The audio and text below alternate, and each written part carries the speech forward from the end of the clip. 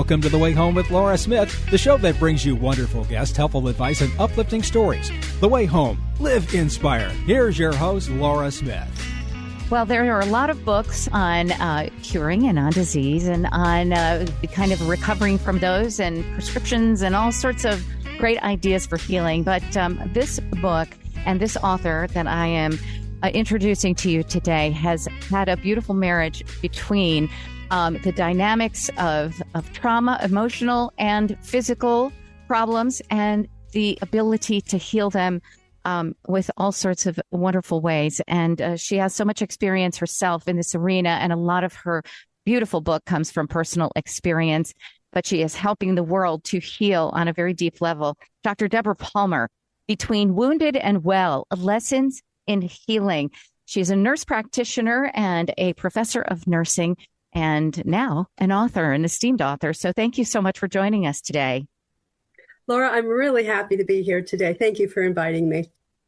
This is an important book. I love the fact that you have obviously the technical experience of being a nurse practitioner, someone who truly understands the physicality of healing. But this book, it takes the reader on such a different journey of really looking into the emotional aspects of healing. What does that have in common with actual healing physical problems? And then you also share a lot of your very deep and emotional pain from your own childhood and how that turned into what was your life of a great purpose in helping to heal many people. So please tell us from the beginning, what compelled you to write this book, and why are people deriving so much, I would say, multi-level healing just from it? Seeds were planted many years ago by friends who would often say, "Oh my God, you got to write a book about your story. That's amazing." One of the most unusual things is that I was a mother at 14, but that just doesn't scratch the surface. Over time, those seeds were kind of nurtured, and I took an interest in writing, but COVID really was the push off. During COVID, I started thinking about how I wanted to honor the profession of nursing, the compassion and the courage of all those nurses on the front line that we saw on TV, all those nights on TV when we were home in lockdown, when I had a lot more time to review my 40 years of journaling. I summarized those journals into 12 pages to start the outline for my book and discovered the primary theme was healing. So I started writing to, first of all, honor nurses. Secondly, to leave a legacy for my own family, so they would always feel that no matter what they faced, no matter what our family had endured that may even be passed along in our genes, it didn't have to define us. But as I got closer to finishing the book, I realized it was more than a legacy for my family. It was for the world. It was for the country. It started out for nurses, but it's really for everybody at a time when we are facing mental health, epidemic of mental health challenges, anxiety, depression, substance abuse. So that was another reason. And from that point on, I realized I was going to frame this book according to the 4 stages of wound healing, a very physiological process, as a metaphor for emotional healing. Because I realized all healing happens in stages, as does the physical healing in our body. That is fascinating. And you might be the only person who is writing in that way, where you're juxtaposing those two ideas as a metaphor like that, but so important. So we'll get to that in just a moment. You said you were a child mother you got pregnant at 13, you became a mother at 14. What was some of the trauma surrounding that you ultimately were able to overcome and use to ultimately help heal others? Well, I think oftentimes when a child gets pregnant, they're looking for love in the wrong places. They're mistaking the physical attention for something much more profound. So that was probably the underlying contributors to me becoming pregnant so young. But it was also a symptom of something much deeper. There were a lot of problems in my life. I had experienced probably 4 or 5 generations in my family of alcoholism and mental illness. And at the time, I didn't know the term neurodiversity and being on the spectrum. But after a lot of self-reflection, I realized many of my family members were to some degree on the autism spectrum, including my own mother, which contributed to a lot of confusion in our relationship and me interpreting her behaviors as uncaring, when in fact, she deeply loved me. She had me at 17 and put me in an orphanage, but went back to get me. So there's usually a lot of other contributors to why pregnancies happen in our teen years. And forgive me for asking you those personal aspects of it, but you do have them in your book. And I think it's important for people getting the context who are hearing you right now for the first time to understand, like, when you say you have some experiencing and you've really given a lot of your life to learning how to overcome trauma and turn it into a life of beauty and grace and great, profound help to others. I just think that it's good for people to know that you come from a place of knowing, going through it yourself. What an incredible thing as a bouncing off point here. But so again, going back to the 4 stages of healing that you equate with actual wound healing and the 4 steps that are in that. Tell us how you put the 2 together and do they sort of become symmetrical and work together? I was teaching a group of nurses who wanted to get bachelor's degrees. So they had to take an extra course in physiology, and I was talking about the healing process. And I realized that when we cut ourselves, when we're bleeding, for me, that's the first stage of emotional healing. It's an awareness that the injury has happened. But more important is understanding the awareness of why we want to keep living, to connect with something greater than ourselves, to motivate us to continue healing.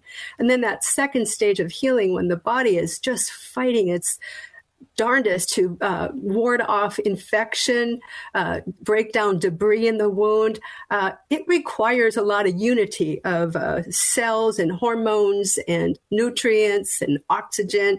And that also happens in that second stage of emotional healing. We need to acknowledge that we can't do it alone. There has to be some unity with or connection with the Creator and all the elements in creation that were designed to help us in this process. We're not meant to do it alone. So that second A is acknowledging our unity. But that isn't enough. Without doing something about this information, this awareness, without acting on it, that's that third stage of healing when the body is building back tissue, filling in the gaps of the wounds. Things have to happen where there's movement, there's intention, and they should be aligned with your values so that you can move forward in that emotional stage of healing. Some of those acts might be letting go of something, forgiving, asking for help, many different forms of actions or potentiating your actions. And then that final stage of healing, when that wound has turned into a scar, to me is that acceptance, that transformation of the tissue healing into a scar, and accepting scars happen. They can be a symbol that we've healed, not that we've been a failure. Accepting that there are times we had to let go of some things and take on other things in that process. And some of them are out of our control. And just acknowledging that, accepting it, and moving forward, that 4th stage is when the transformation really happens from being wounded now to having healed, come through a healing process.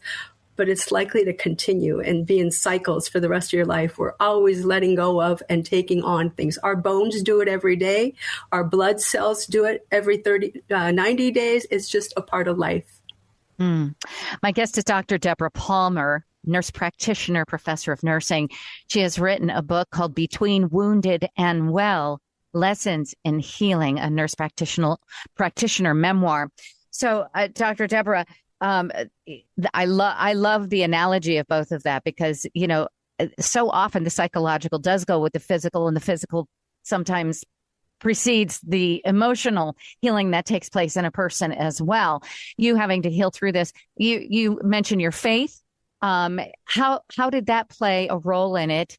Do you feel that that's a game changer in anyone's journey, or was that just a personal choice for yourself? So my understanding of the soul, our soul it's what connects us to our purpose.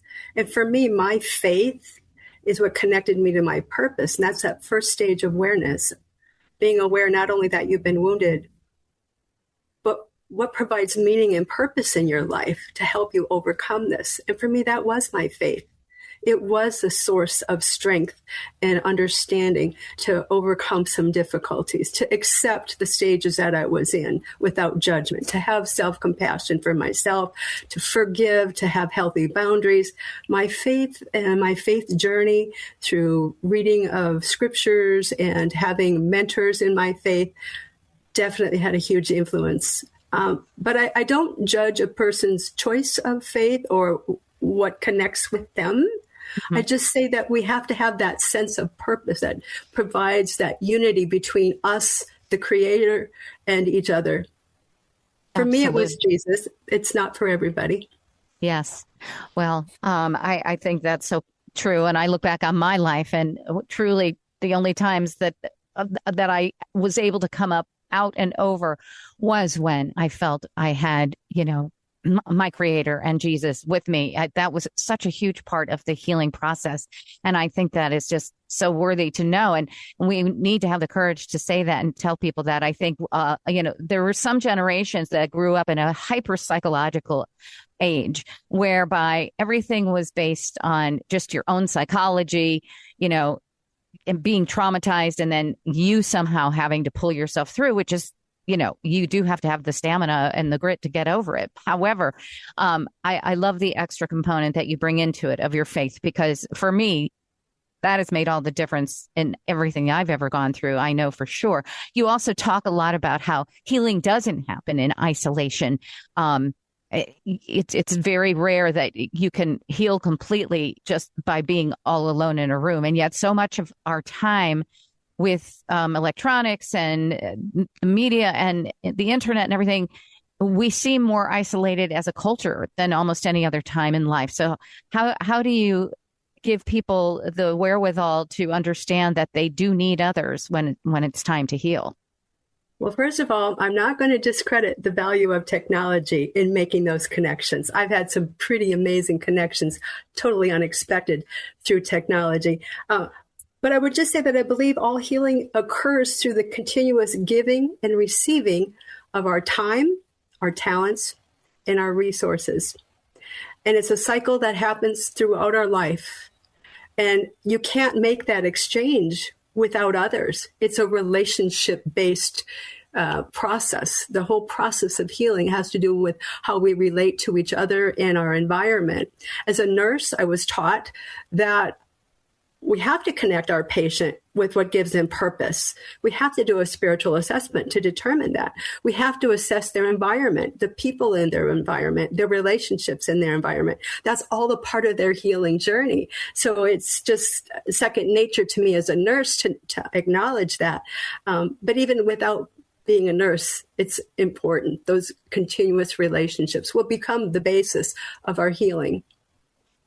And forgiveness, I can imagine. So, there's a lot of, I hear a lot from a younger generation talking about trauma. I don't remember using that word at all growing up, but that's a big word for this generation.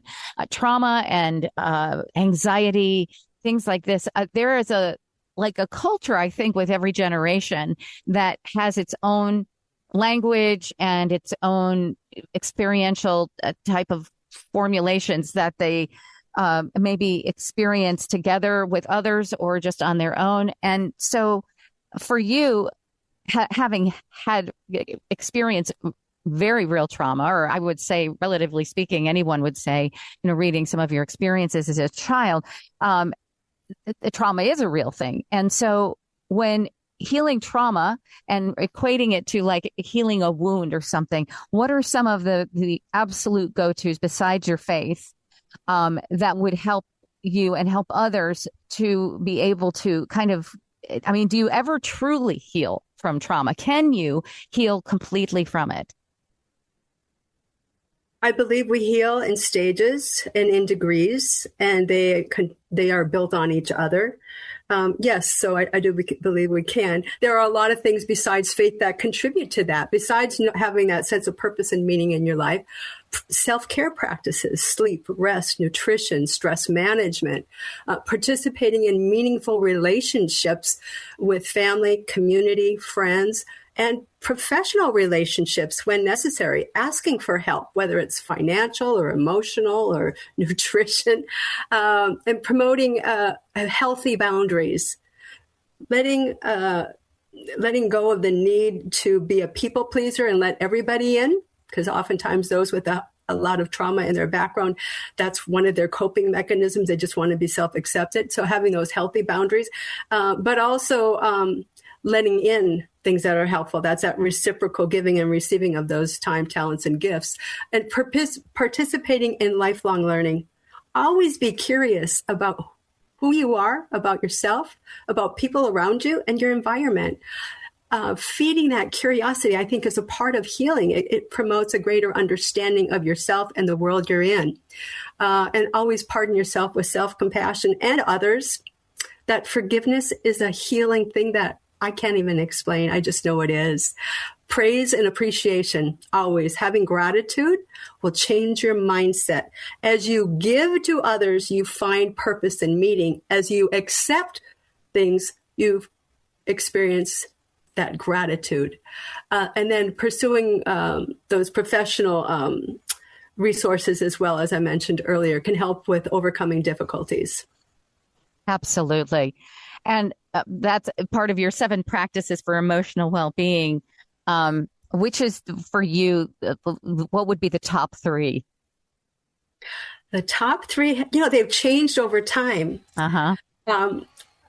Now, many of them just come natural. Going for a walk, you feel gratitude. This morning, I saw 12 baby turkeys. Yesterday morning, I saw 3 young bucks. So I'm in a different place in my life. I have gratitude for nature now, that because I have time to experience it. But always, I think the first one was knowing what my purpose is, knowing what your why is. That's so important. Your why, your purpose, not somebody else's. And as a nurse, it would be prioritizing those self-care practices. I did not understand until I experienced extreme stress how important it was to manage stress. And there are really great tools to do that.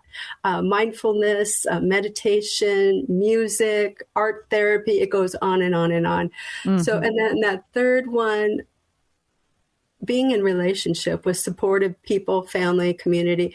I moved 4 times in the last 6 years. I know loneliness. I know isolation. I moved in the middle of COVID. If it wasn't for my intentional not giving up on reaching out to a complete stranger to meet up with me, I don't think I would have survived. So those meaningful relationships are hard.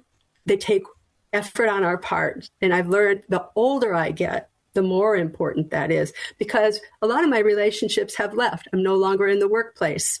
My children have all grown. Some have moved away from me. So I have to be more intentional in making those relationships happen. Yes, great wisdom in all of that, for sure. But someone with such a compelling story. Dr. Debra Palmer, Between Wounded and Well is the book. Between Wounded and Well, Lessons in Healing, a nurse practitioner memoir. You can get so many wonderful guideposts and great tips for healing, and then just your own personal stories that are sometimes heart-wrenching and yet beautiful in their self-reflection and in how they helped to lead to your own healing, and which I think a lot of it is universal in its adaptation. And you're giving us some real tools here to use in our own lives, and so much a part of that. So this is your first book, is it not? It is. And right now, I haven't raised the price again. In honor of Nurses Week last month, I dropped the ebook on Amazon to 99 cents. It's on just about any ebook platform, library, or purchase. Print on Amazon, bookstores, and it's even an audiobook. It's on Audible and many other platforms. You can also learn more about it on my website, Debra Palmer, DebraPalmer.com. Thank you. Oh my goodness, that's wonderful. And that's such a gift. 99 cents. Between Wounded and Well, Lessons in Healing, Debra Palmer. And look it up and get it. I'm sure it won't just be for yourself. It could be for a whole generation in your family, because we all go through this thing called life. And to have some guideposts, to have some instruction and some wonderful experiences that have happened before ourselves can always help to lead the way. Dr. Debra Palmer, thank you so much for your beautiful work and for what you've offered in the 99-cent book. And I'm glad it's on audio. I hope you did the audio book because you have a beautiful voice. I shared it with another person. Wonderful. Well, again, Between Wounded and Well. Want you to get this book.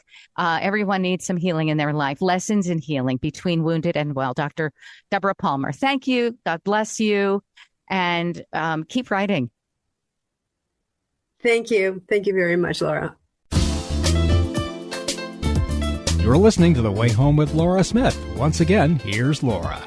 Well, whenever it is a holiday of sorts, we always have to think about driving on holidays. And so it really is important that we think about safety, especially for teens. I have two people with me today that are going to give you some great information. Bob Passmore, he's the Department Vice President, Personal Lines, American Property Casualty Insurance Association, and Rebecca Wiest, Senior Research Scientist at the Institute for Highway Safety, and Insurance Institute, I should say, for Highway Safety. Let's talk about ways to help us navigate what it is to have a new driver in our family and how we should handle that. Sure. So the thing to keep in mind with new teen drivers is that they're new to driving. They're beginners. So you can have the most responsible teenager in the world, and they're still going to be a beginner for a period of time. Beginners make mistakes, and the cost of an error when you are driving a car on a road is really high. So teens are more prone to crashes for a period of time while they are learning. Mm-hmm. And then when they start driving with their learner's permit and they're driving under supervision with the parent, you want to get them a lot of different kinds of driving experience. So not just to and from school or to and from the store. You want to get on the highway, get on rural roads, go to the city, go to places with traffic, drive in weird weather conditions so that they're not doing those things for the first time when they're driving by themselves. Laying out the rules and your expectations before the teen ever gets behind the wheel of a car is really important, just so that there's no wondering what if, there's no bargaining. It's just like, this is what I expect from you. You're not going to drive super late at night, super early in the morning. You're not going to drive with other teenagers in the car. Sit down and assess how your teen is driving and what kinds of things you think that they're especially in danger of doing, and then outline what it is that they will not do and what the consequences are if they decide to go ahead and do those things anyway. Absolutely. And just recently, my mom and I went to talk to our insurance agency about making sure who's on your license and who's allowed to use your car and who's not and everything. And we realized it was actually more complex than we realized. And it's how important that is. Bob, if you could let us know, what are the first steps as a teen gets their driver's license in terms of, keeping them safe, and how it relates to insurance, actually? Yeah, well, adding a teen driver to your auto insurance policy is certainly an eye-opening experience, because it can increase your costs because younger and experienced drivers are more likely to be involved in crashes. But there are things you can do to manage those costs while also encouraging safer driving habits. Adding a new driver to a policy is actually a really good time to shop around for auto insurance. Every company approaches how they assess risk a little bit differently. So you might find that you might be able to get a little bit better price from a different carrier than you're currently with. There are good student discounts. So if you've got a good student, you can save money that way as well. Another important tool is a lot of companies have what are called telematics or usage-based programs that track how you drive. You can get a discount just for signing up, and you can earn more discounts for safe driving. But in this context, it's really a great platform for having those conversations with your teen about safe driving. The applications provide ride ride-by-ride feedback on how you drive. It shows you where you speed. It shows you where you're hard braking. It shows you where you interact with your phone.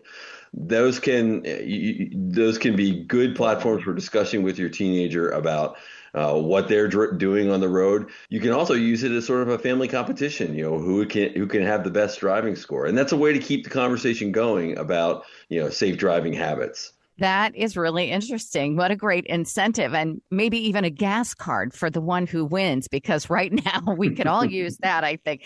But that is fascinating. I had no idea that there were programs like that available. You also talk about purchasing a safe vehicle. In this day and age, what would be considered a safe vehicle and something that would be best suited for a teen?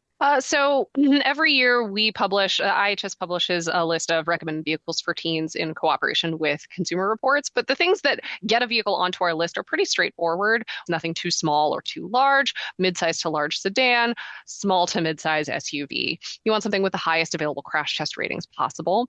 And you want something with lower horsepower, because teens are disproportionately involved in speeding related crashes. And if it is available to you, it doesn't have to be, this is not the be all end all of teen safety, but if it's available to you, driver assistance features like automatic emergency braking can be really useful in kind of helping teens to stay safe.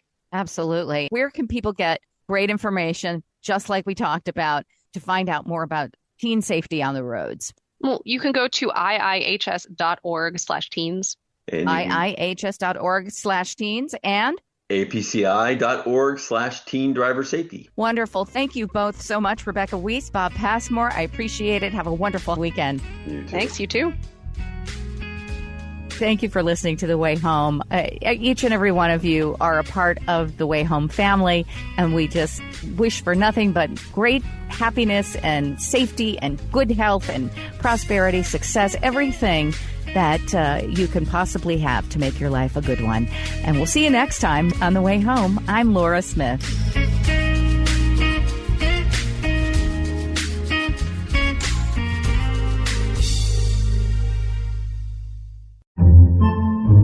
Podcasts by Federated Media.